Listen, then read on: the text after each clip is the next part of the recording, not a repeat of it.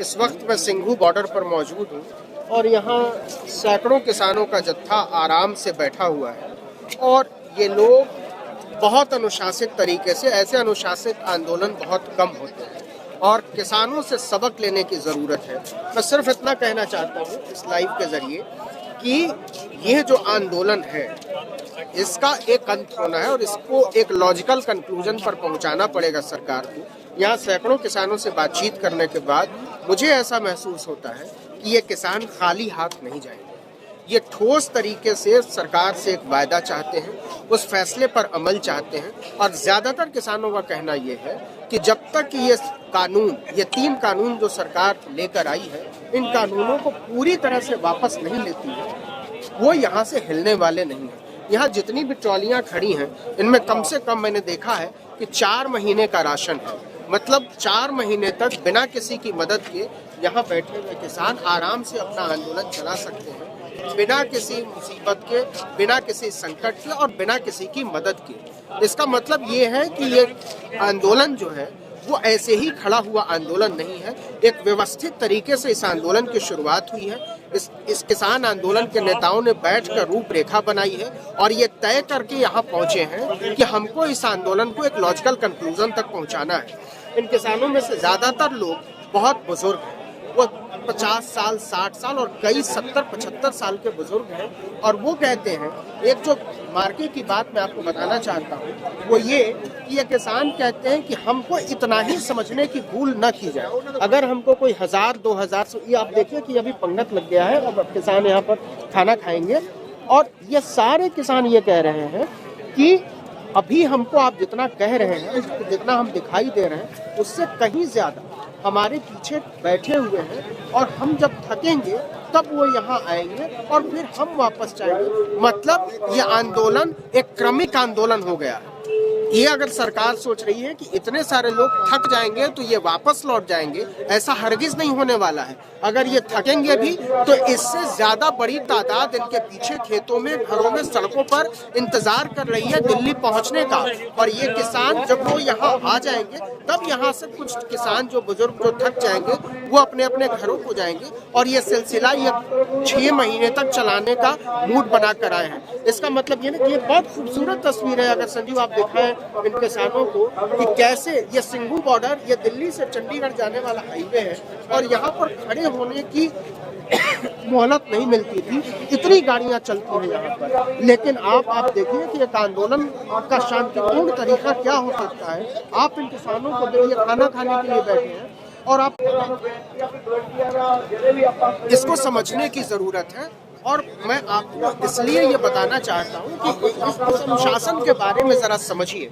ये साधारण अनुशासन नहीं है। जहाँ एक हॉस्टल में 10-20 छात्रों को अनुशासित रखना इतना मुश्किल होता है, वहाँ ये किसान अपने आप बिना किसी के कहे हुए, बिना किसी के बताए हुए, बिना जोर जबरदस्ती या दबाव के ये किसान खाना खाने के लिए बैठे हैं। और ये बहुत खूबसूरत तस्वीर है। दिल्ली की ज़मीन पर एक खेत आबाद है, गाँव आबाद है और मैं कहता हूँ हिंदुस्तान आबाद है। आप इन किसानों को खाना खाते हुए देखिए।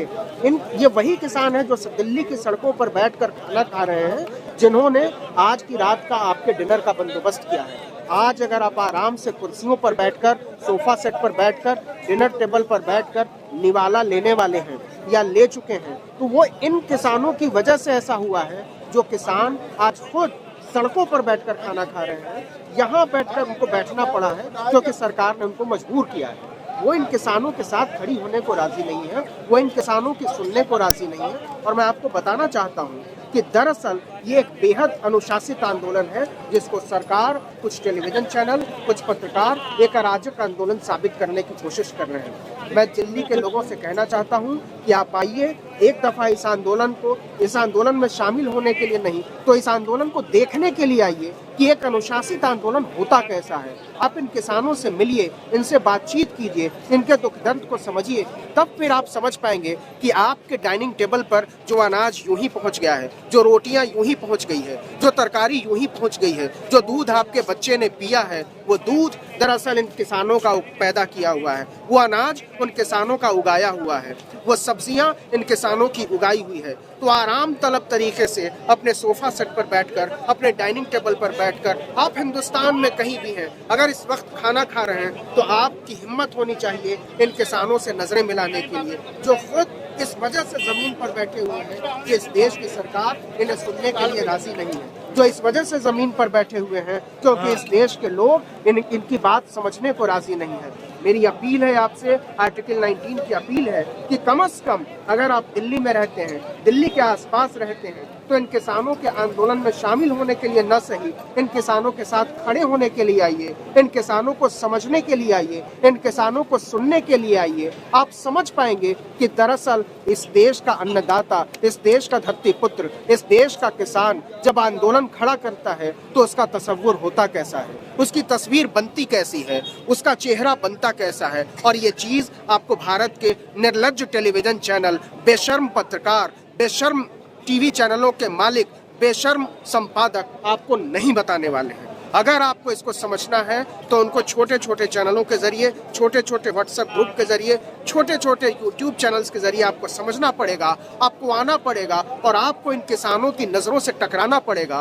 क्योंकि अगर आप इन किसानों की नज़रों में झांकने का ताब नहीं रखते तो न केवल अपने साथ, न केवल अपने बाल बच्चों के साथ, आने वाली पूरी नस्लों के साथ एक फरेब कर रहे होंगे, झूठ बोल रहे होंगे। हमारी हिम्मत होनी चाहिए उन किसानों से बातचीत करने की जिन्होंने हमें रोटियां दी हैं।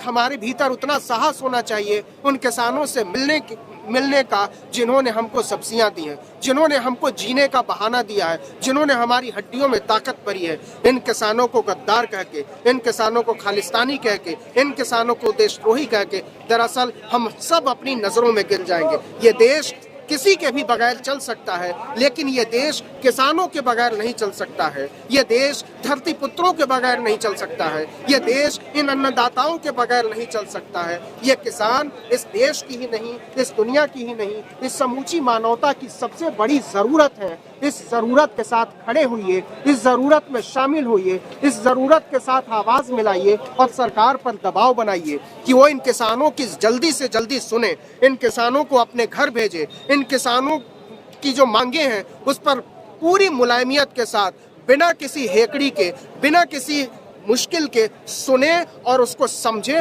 और सानू 6 महीने लगन, 2 साल लगन, चाहे सानू सारी जिंदगी इत्थे बहना पवे, ਅਸੀਂ ਉਹਨਾਂ ਚਿਰ ਵਾਪਸ नहीं जावांगे जिन्ना चिर मोदी अपने 3 काले कानून वापस नहीं ले लेंदा।